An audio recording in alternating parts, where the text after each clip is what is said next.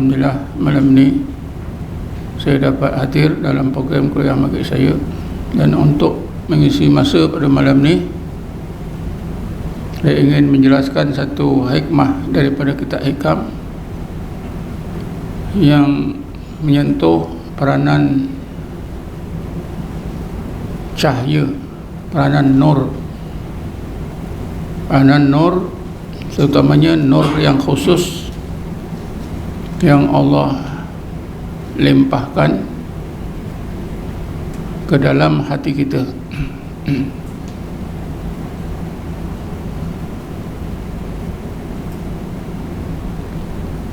Mengenai nur atau cahaya disebut dalam Quran sebanyak 43 kali. Ada kajian yang telah dibuat mendapati kalimat nur atau cahaya disebut banyak 43 kali dalam Quran. Lawan daripada nur ialah zulmah, yang selalu juga disebut dalam bilangan banyak, iaitu zulumat, gelap.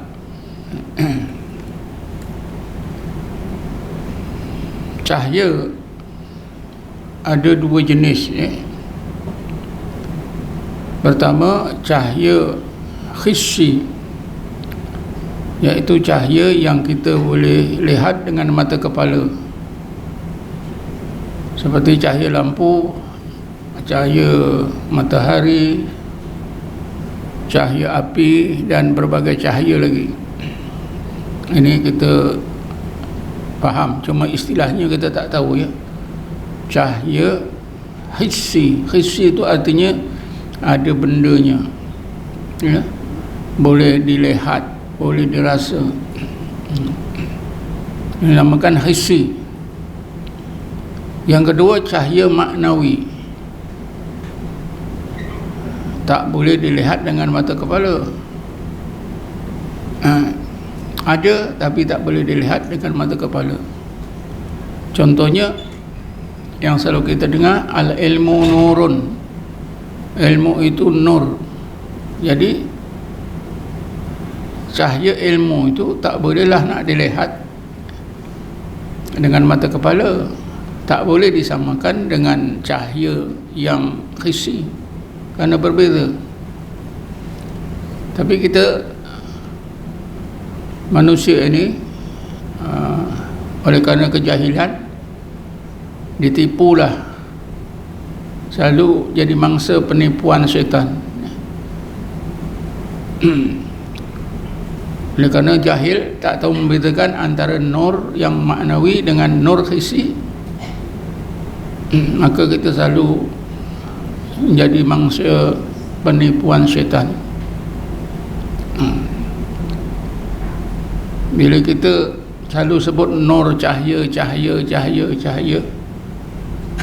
maka syaitan pun tipu kita, seperti yang selalu berlaku di mana-mana. Mungkin hadirin hadirat ada pengalaman ketika bangun malam tahajud, lampu tak buka, tiba-tiba bilik kita beribadat itu terang.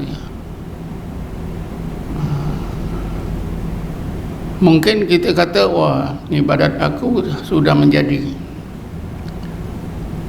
Allah sudah terang beri cahaya, aku tak buka lampu pun bilik terang benderang. Ada di sebuah kampung di Muar, tuan-tuan ya, dalam tahun 80-an, seorang askar yang urut bencin, dia suka bangun malam berwirid.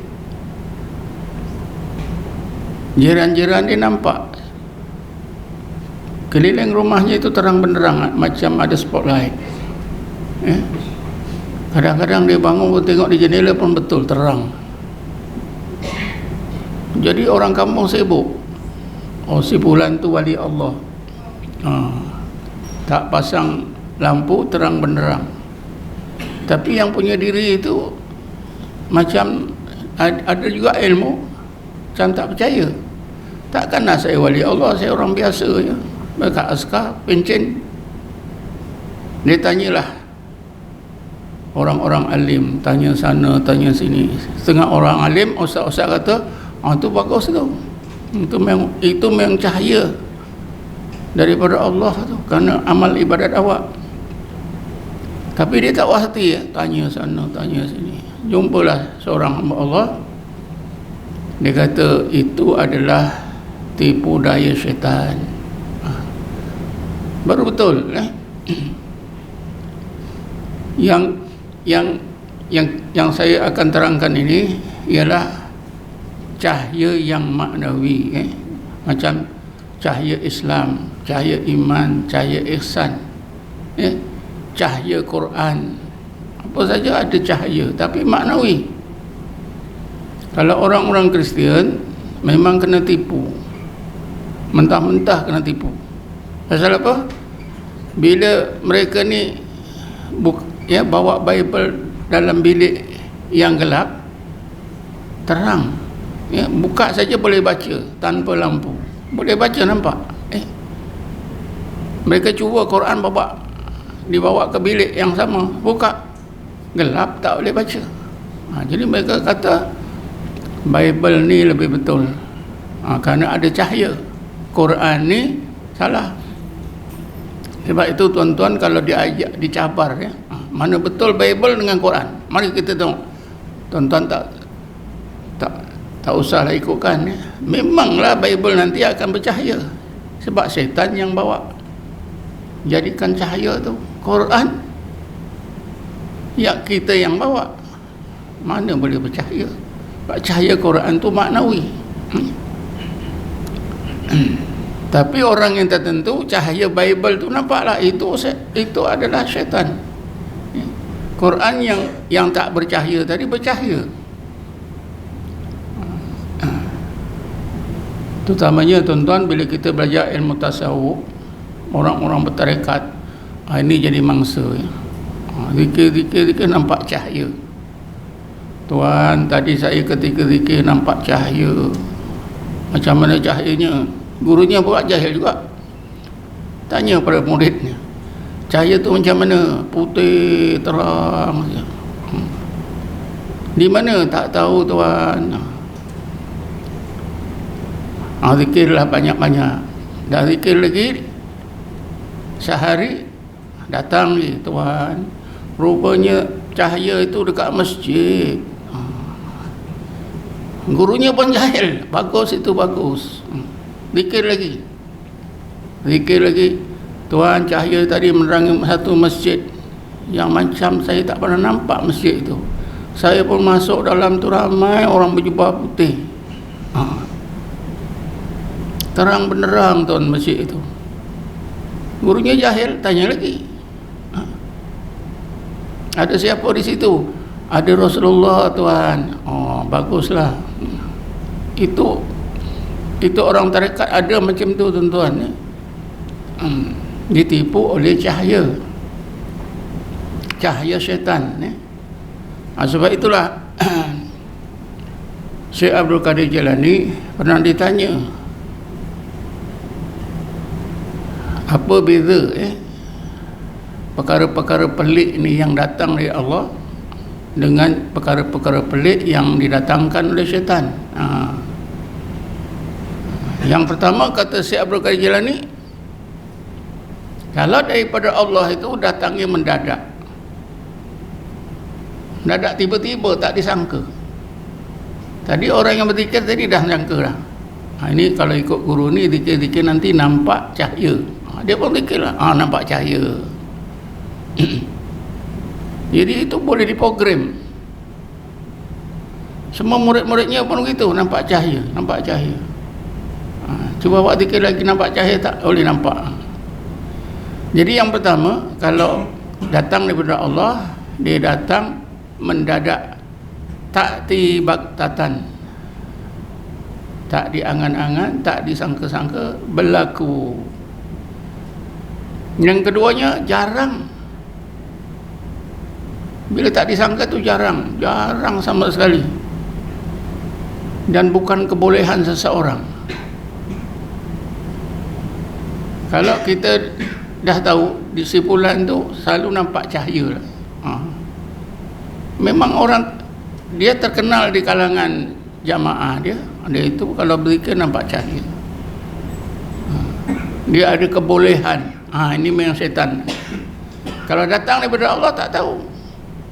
Dan jarang berlaku, sebab kalau datang daripada Allah cahaya tadi itu adalah karamah, kekeramatan daripada Allah, kemuliaan daripada Allah. Biasanya jarang berlaku, ya.